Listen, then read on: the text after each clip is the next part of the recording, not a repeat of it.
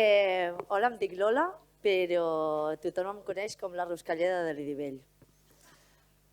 M'he posat una mica nerviosa, Jo veient-vos a totes. A veure,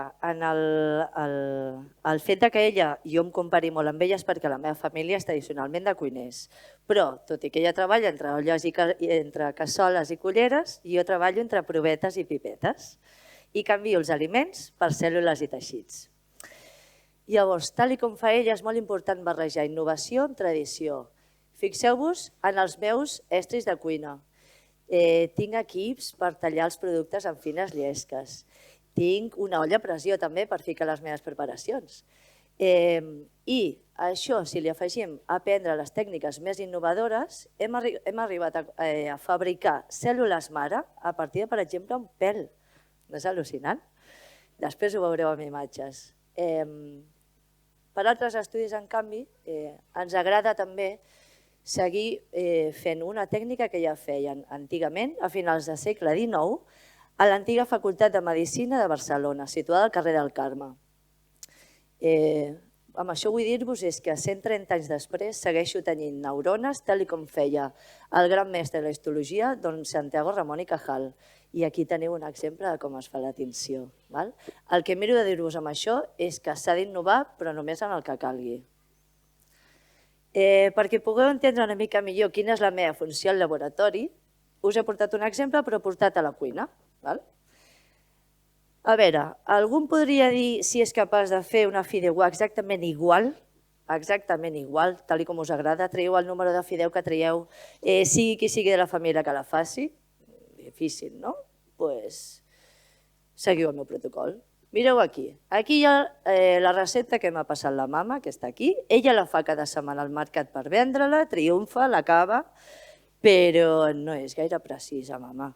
Mira, que si torra els fideus, un rajouli d'oli, que ojo que les gambes no et quedin seques. Això sí, m'ha quedat clar que la clau és el caldo de peix, que ha de ser bo. I el truc final, m'encanta el truc final perquè en el truc final vol dir que com que a ella no li cap la pedaço cassola que fa al forn, el que fa és que la tapa amb paper de plata molt bé, l'estona que triga d'anar del magatzem fins a la botiga i aixeca el paper de plata i té els fideus firmes. Jo ho tinc una mica més preparadet. El primer pas és llegir sempre el protocol perfecte de dalt a baix i preparar tot el necessari. I després, fixeu-vos, està destacat, segons el número de fideu que trieu, els temps d'incubació amb el caldo. Si trieu el del 0, en vermell, que és més delicat.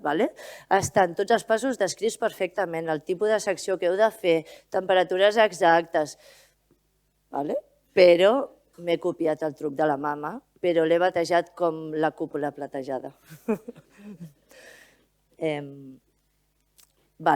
Això, a mi m'ha agradat molt poder compartir escenari amb totes aquestes grans investigadores perquè jo no tinc cap línia d'investigació, sinó que participo en moltes perquè la meva formació és de 2 graus de cicle superior, en diagnòstic clínic i anatomia patològica, i el meu esforç i treball constant m'han donat la meva particular estrella Michelin. Això és un article publicat a una de les millors revistes científiques del món, que és el Nature, i el van publicar a la plataforma d'histologia i bioimatge formada exclusivament per dones i vam ser capaces, amb els 2 jefes, que sí que eren homes, però vam poder treure aquest article endavant i des de llavors he citat per altres articles d'arreu del món i jo vaig de segona autora.